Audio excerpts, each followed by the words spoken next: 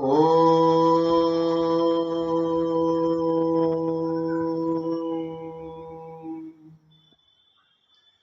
सभी राष्ट्रवादी धर्म प्रेमी बंधुओं को मेरा नमस्कार। आज आपसे कुछ वार्ता करने के लिए यहाँ उपस्थित हुआ हूँ। सनातन धर्म रक्षा संगठन के माध्यम से मैं संपूर्ण उन राष्ट्रभक्तों को, धर्मपरायण लोगों को बताना चाहता हूँ कि हम अपने धर्म के लिए, अपने धर्म की रक्षा के लिए और किस तरीके से आज अपना प्रयास करते हुए भी और हम अपने धर्म की रक्षा को बचाने में असमर्थता सहयोग महसूस कर रहे हैं। आए विचार करें, ऐसी कौन सी भूल हुई, ऐसी कौन सी गलतियां हुई जिसके कारण आज हम अपने धर्म को बचाने के लिए, सनातन की रक्षा के लिए और जन जन तक प्रचार करने का हमको कष्ट उठाना पड़ रहा है। वरना पूरे विश्व में सनातन संस्कृति, सनातन धर्म, सनातन मान्यताएं जो वेद के अनुसार थी, उनको सब लोग जानते थे, उनके अनुसार सब लोग जीवन जीते थे।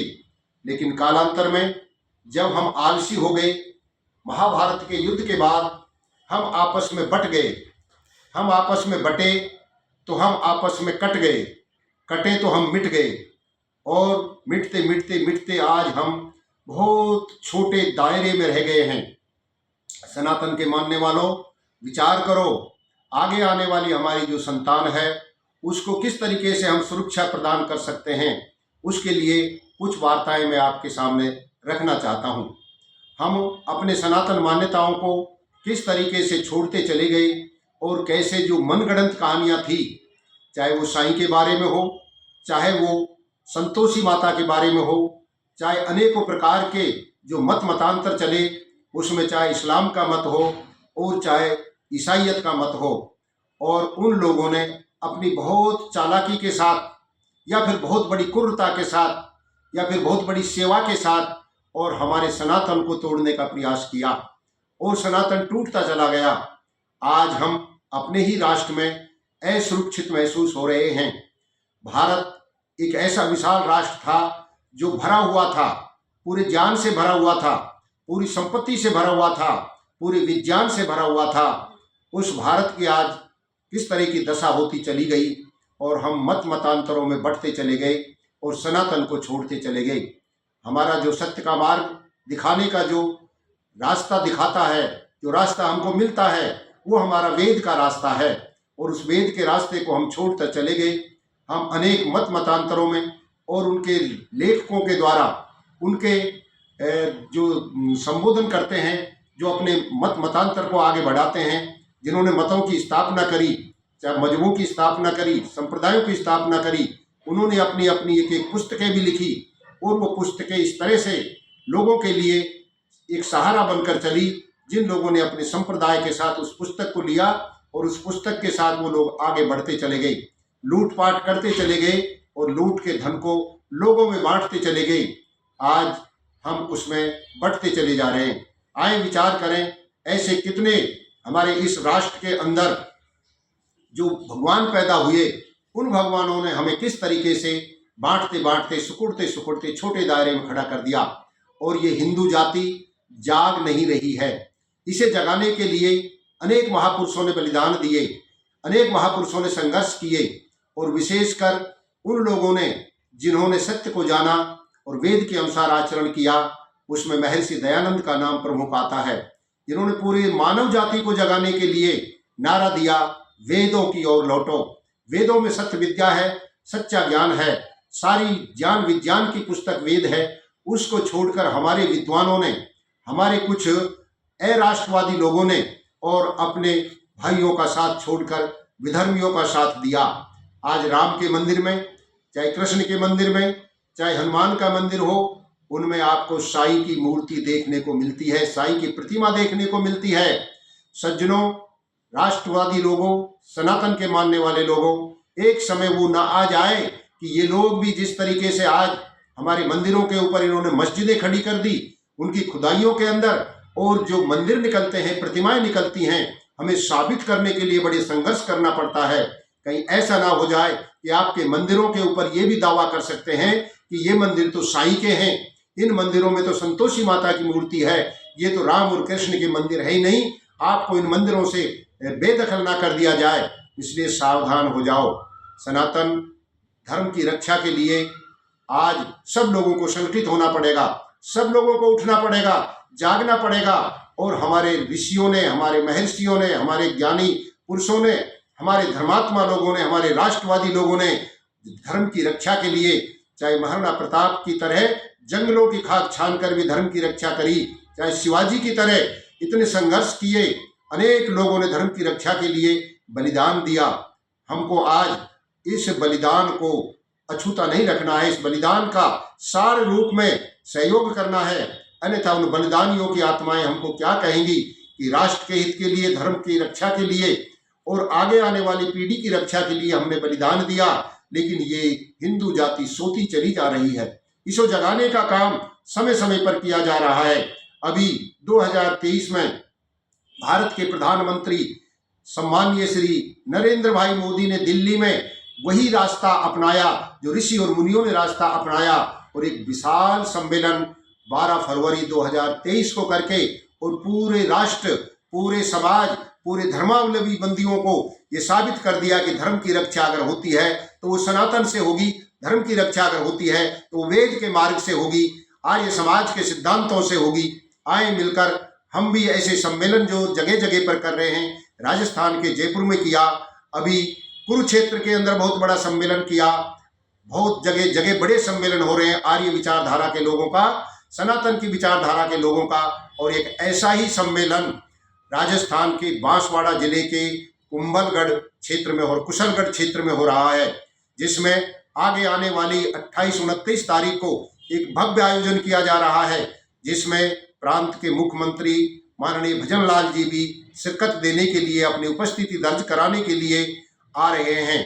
आप सब लोगों से निवेदन है कि अपनी उन मान्यताओं को दूर करो जिनके आधार पर हम गुलाम हो गए, उन मान्यताओं को अपने संतान को अपने घरों में प्रवेश कराएं जिन मान्यताओं के आधार पर हम कभी विश्व गुरु कहलाते थे, कभी हमारी मान्यताओं के लिए दो लोग विदेशों से पढ़ने के लिए आते थे।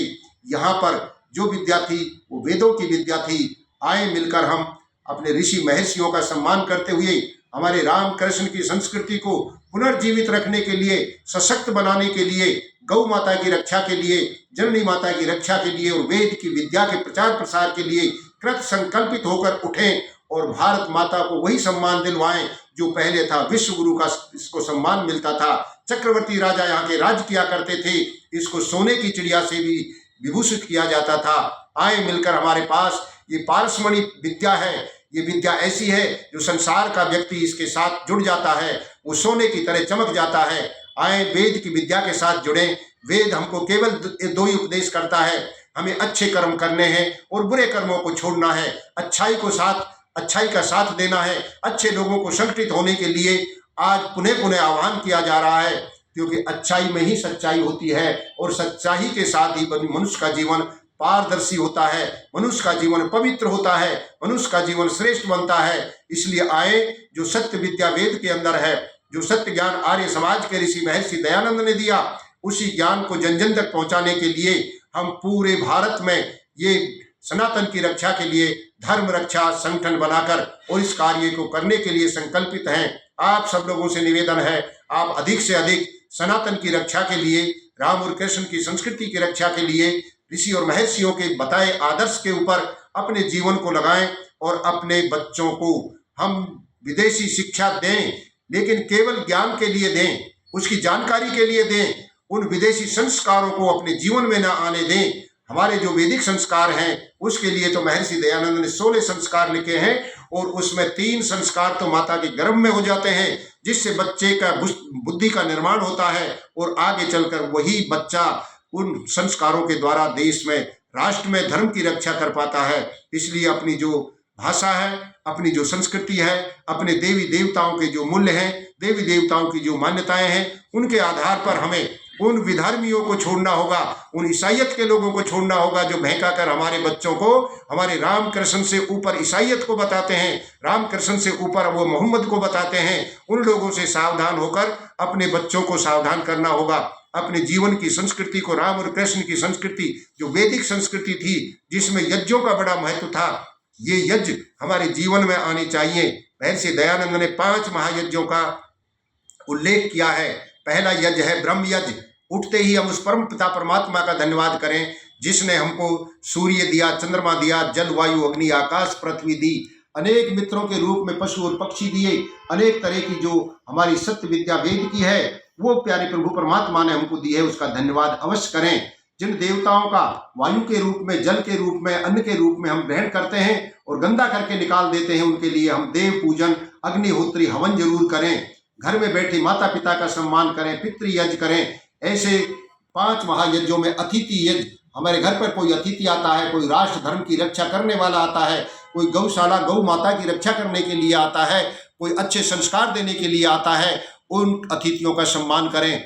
और जिन पशु पक्षियों के द्वारा हमको बहुत कुछ सुगुन मिलता है, सुबह प्रातः काल की पावन अमृत वेला में हम सोते हैं लेकिन पक्षी 4 बजे उठकर हमको जगा देते हैं, परमात्मा का धन्यवाद करते हैं, उनका भी हम रक्षण करें, उनकी भी हम रक्षा करें। इसलिए हमारे समाज में आज विभिन्न प्रकार की जो नशे की प्रवृत्तियां हैं, जो मांसाहार की प्रवृत्तियां हैं, उनसे हम बचें और अपनी संतान को पवित्र देवतुल्य बनाएं, देवता बनाएं। यही सनातन धर्म रक्षा संगठन का कार्य है और ये कार्य आप सब लोगों के सहयोग से मिलकर किया जा रहा है। आप सब लोगों को जो इस वीडियो को सुन रहे हैं, जो विचारों को सुन रहे हैं, वो इन विचारों को जोड़ें और स्वाध्याय करें, अच्छे ऋषिकृत ग्रंथों का अध्ययन करें, महर्षि दयानंद कृत सत्यार्थ प्रकाश का अध्ययन करें, सनातन को बचाएं, हम अंधविश्वास और पाखंडों से बचें और हमारे घर में बैठे हुए मूर्तिमान, ये मातृमान, पितृमान, आचार्यमान पुरुषो वेदा जो 3 उत्तम गुरु हैं उनका सम्मान करें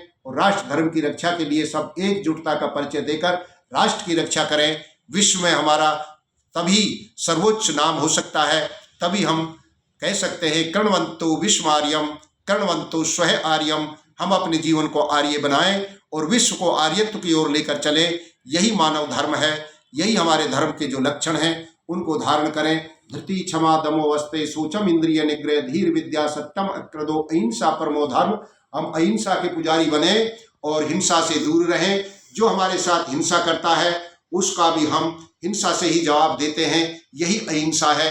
हम सत्य के पुजारी हैं, हम सत्य के अनुगामी हैं, सत्य हमारा जीवन है, वेद हमारा ज्ञान है।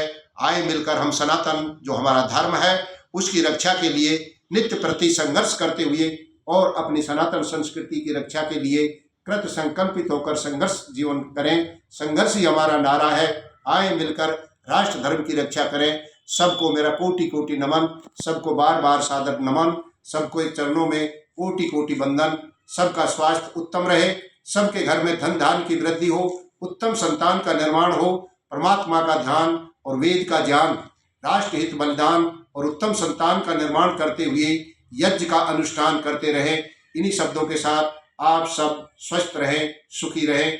बोलो सत्य सनातन वैदिक धर्म की जय। बोलो सत्य सनातन वैदिक धर्म की जय। बोलो सत्य सनातन वैदिक धर्म की जय। सबको सादर नमस्ते, नमस्ते, नमस्ते।